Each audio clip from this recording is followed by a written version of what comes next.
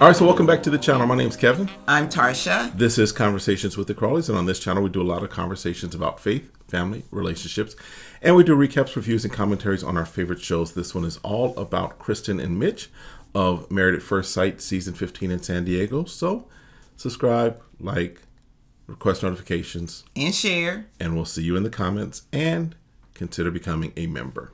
All right. So if you remember last week, Krysten and Mitch, Krysten was like, she's done because over it. She's through. I am going to wear lipstick. Yeah. So you need to stop playing with me, Mitch. Because Mitch was like, yeah, I want a hippie girlfriend, even though I thought your mom, who was all done up, was going to be my wife. Y'all forgot about that, didn't you? I was like, that didn't make no sense. So she, in my opinion, she backtracks a little because she's like, she's not proud of how she handled it. I don't think it's backtracking. I think she could have pulled him to the side. They could have had the conversation, and then she could have been salty the rest of the night. Okay, so I'll give that. So there is a way she could have handled it. I'll give that, yes. Because she decided to be like, look, I'm going to tell you off in front of everybody instead of telling you off in private. Oh, okay. I can give that, yeah, yes. That's all. She says she snapped, but she's also like, you didn't take any ownership. You didn't take any ownership of what you said, how you felt, or anything. And he's like, you felt attacked, and I felt like you were coming after me. And then he kind of turned it into a pity, in my opinion, a pity party on, oh, woe is me, because everybody was coming after me because I wanted a hippie wife. Well, she didn't kind of back down from that because she was like, well, you pretty much deserved it. So what you got is what you got. Yeah. Because you could have told me up front. You had opportunities to tell me, but you decided to go to your sister. So, because the conversation did continue from the pool party to their apartment. They were talking about it. But now they're in the car like, well, we can discuss this more once we get into the car. So they get in the car and, you know, she owns up to her part of where she could have done better to communicate about how she was feeling from her sister.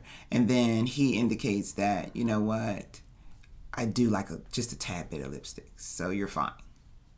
So I'm just like, okay, what is it? Do you like her with lipstick or not? It's like, because this is so petty, because she doesn't come off as some people I've seen in entertainment that cake on makeup. She doesn't have a heavy flow of makeup. Right. It accentuates. It doesn't dominate. Right. She ain't wearing a mask. So what is the issue? So they seem to resolve it in the car. They get, obviously, to the house, and everyone's checking the temperature of them. And they're like, oh, y'all seem to be okay. Like, yeah, we worked through it. We're gonna be fine. You know, and they're fist bumping and different stuff. And they're just really wanting to have a great weekend. Yes. It's pretty much what it chalks up to. So on the way, you know, he did say those nice validating things to her. They get there. They have, now again, remember, this is all the couples there, so they do a prom night. Ideally for Lindy, but, you know, they do a prom night. And so they, you know, do like you do it, you know, like you did in some high schools, most likely to best person, whatever. So Mitch was voted as class clown and most likely to save the planet. On point, on brand. But not Lindy, but I think Krysten was a little too inebriated because she was, you know, the question came up, most likely to have multiple divorces. And she's like, it's me, it's Krysten, and yes, I voted for myself in this. And everybody's like, why would you vote for yourself? And Mitch was like, I didn't vote for you, babe. Why would you do that? And then he was like, now she acting like me. She being really negative now. Like, yeah. She giving you the same medicine that you've been giving her for the last 6 weeks. Yeah. So, again, I think she was a little more inebriated than she needed to be. Just the vibe and the feelings that I was getting. So they do, and maybe this is a little out of order, but they also do archery as far as their date, their time together. Yeah, that's after the prom. Okay, so yeah, they do archery. And for archery, they decide to write words on pieces of paper and say that these are the things that they're going to be done with as far as, conversations in their relationship. And so she puts attraction and he puts what he's calling pool gate. Okay. And she was like, I'm going to take a couple shots at that too, because I feel like it's what caused you to give me the affirmation I've been seeking these last 6 weeks. She's like, so it wasn't all bad. For you, it might have felt bad, but at least opened up for you to say the things that you needed to say to make me feel like I should still be here. So then she does tell the ladies in her conversation with Stasha and Alexis, she does say that she has gotten clarity on his attraction towards her. So I guess he's been saying all the right things. Now it just took him 6 weeks to finally get there. So, but then she goes into a deep monologue about where they are and how she's feeling and everything. And Alexis is like, okay, thanks for sharing. That was a great one-way conversation. But she, at the end of the day, she's unsure. She's like, as a wife, she wants to say yes, but as a woman, she's not sure she wants to say yes.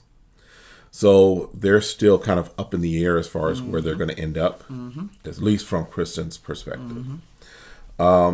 Then a little later, they have, they're all kind of. Well, this is when Miguel and Lindy come down because during dinner, they weren't there. Yes. And so they're finally eating after they've had their own discussion.